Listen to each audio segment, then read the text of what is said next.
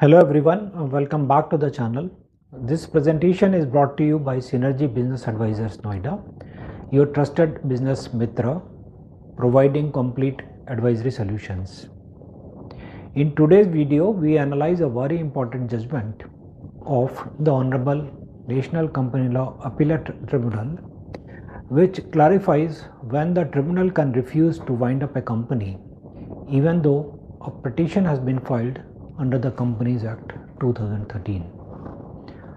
The case under discussion is Rajesh Agrawal versus Premier Proteins Limited.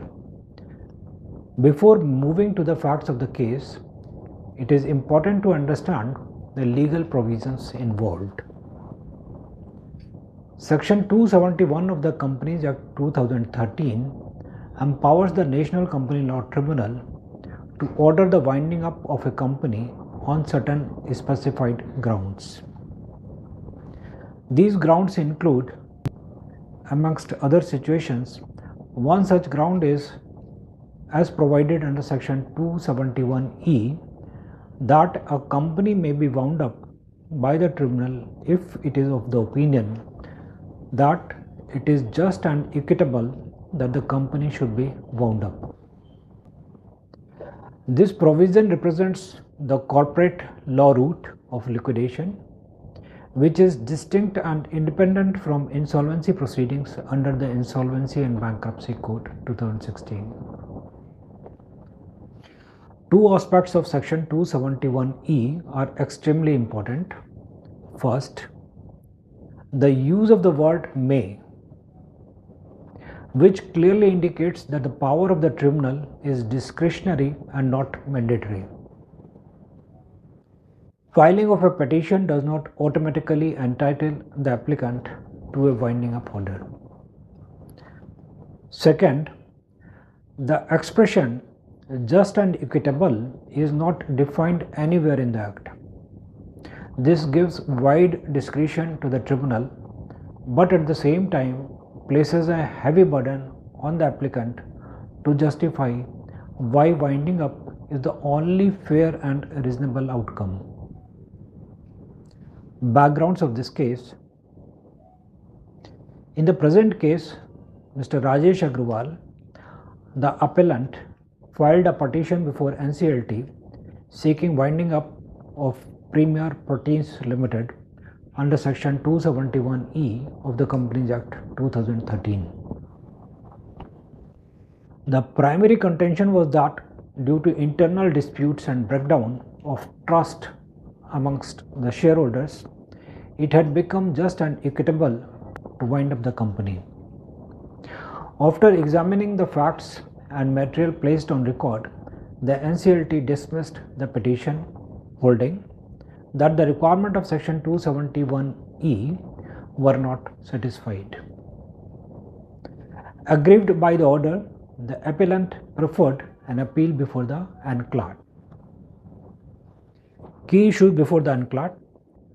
The central question before the appellate tribunal was whether mere filing of an application under Section 271E automatically entitles the applicant to an order of winding up, and whether the tribunal retains discretion to refuse such relief based on the facts and circumstances of the case. The appellant argued that the company was not functioning properly and that serious disputes had arisen amongst the shareholders. It was further contended that the mutual trust and confidence had completely broken down, making it impossible to continue the business in a healthy manner. On this basis, the appellant claimed that it was just and equitable for the company to be wound up. The NCLT made several important observations which form the core of this judgment. The appellate tribunal held that the expression just and equitable is a serious legal standard and cannot be invoked casually. The appellant must demonstrate circumstances such as loss of object, purpose of the company, complete deadlock in management, impossibility of carrying on business, or situation where continuing of business would be manifestly unfair or prejudicial. Mere dissatisfaction, internal disagreements, or strained relationship amongst the shareholders do not meet this high threshold. The NCLT further observed that the tribunal has discretion and not an obligation to order winding up. The presence of the word may in section 271 clearly indicates that even if the ground is pleaded, the tribunal must independently form its opinion based on the facts, evidence, and overall equities of the case. It was also emphasized that the burden of proof squarely lies on the applicant. The applicant must clearly establish through convincing material that winding up is inevitable and no other remedy can adequately address the issue involved. If the applicant fails to discharge this burden, the tribunal is fully justified in refusing to pass a winding up order.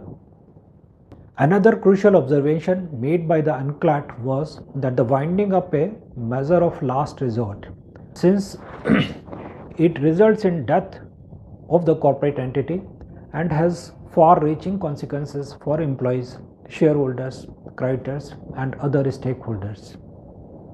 Such an order should be passed only when continuation of company becomes wholly untenable.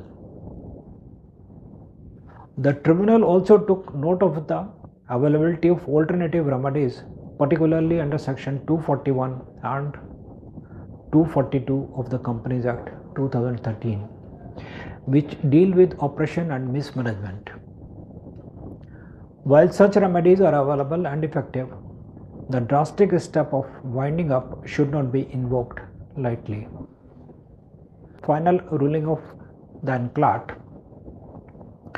The NCLT categorically held that if an applicant is unable to satisfy the tribunal on the just and equitable ground, the tribunal may refuse to make an order for winding up under section 271E of the Companies Act 2013. Accordingly, the appeal was dismissed and the order was passed by the NCLT was upheld. Conclusion. To conclude, this judgment clearly establishes that section 271E confers discretion, not entitlement. The expression just and equitable requires strong, compelling evidence, and winding up remains a remedy of last resort to be exercised only when no viable alternative exists. This is CA and IP Praveen Agrawal thanking you for watching. I hope this presentation will be helpful. Please subscribe to the channel for more such informative videos. Thank you.